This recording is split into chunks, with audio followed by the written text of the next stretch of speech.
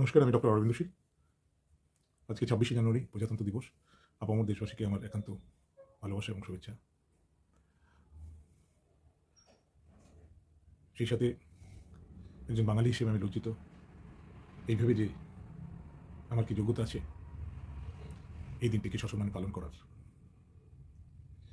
কারণ ১৯৫০ সনের এই বিশেষ দিনটিতে ২৬শে জানুয়ারি আমাদের সংবিধান প্রতিষ্ঠিত হয় এবং সংবিধানে আমাদের দেশের একটি সংজ্ঞা গৃহীত হয়, যে সংজ্ঞাটি হলো আমাদের এই দেশ একটি গণতান্ত্রিক সার্বভৌম প্রজাতন্ত্র।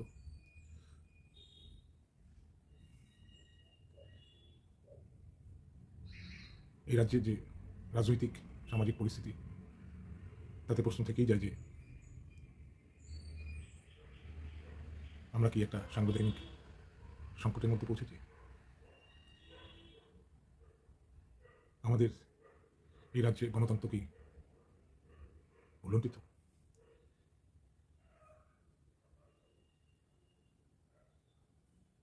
এই রাজ্যের সুরক্ষা এবং সার্বভৌমিকভাবে রাজ্য স্বদেশের সার্বভৌমত্ব কি বিপন্ন?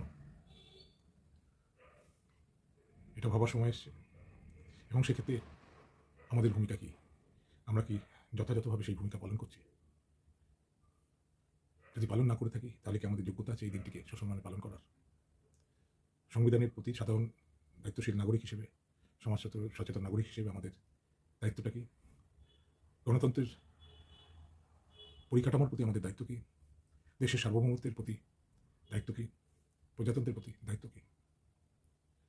সেই দায়িত্ব না থাকলে আজকে এই পরিকাঠামো, গণতান্ত্রিক পরিকাঠামো, সংবিধান, প্রজাতন্ত্র ভেঙে পড়বে স্বৈরতন্ত্রের আকারে।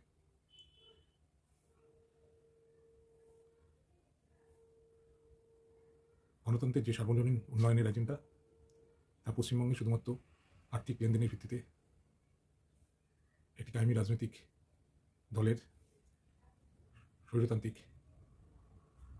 ক্ষমতার আজ্ঞাবহ। এই প্রশ্ন যে আগামী বিধানসভা নির্বাচনে আমরা কি সেই দায়বদ্ধতা থেকে, সেই দায়িত্ববোধ থেকে ভোট দেব, যাতে এই রাজ্যের গণতন্ত্র, সার্বভৌমত্ব, সুরক্ষা, প্রজাতন্ত্র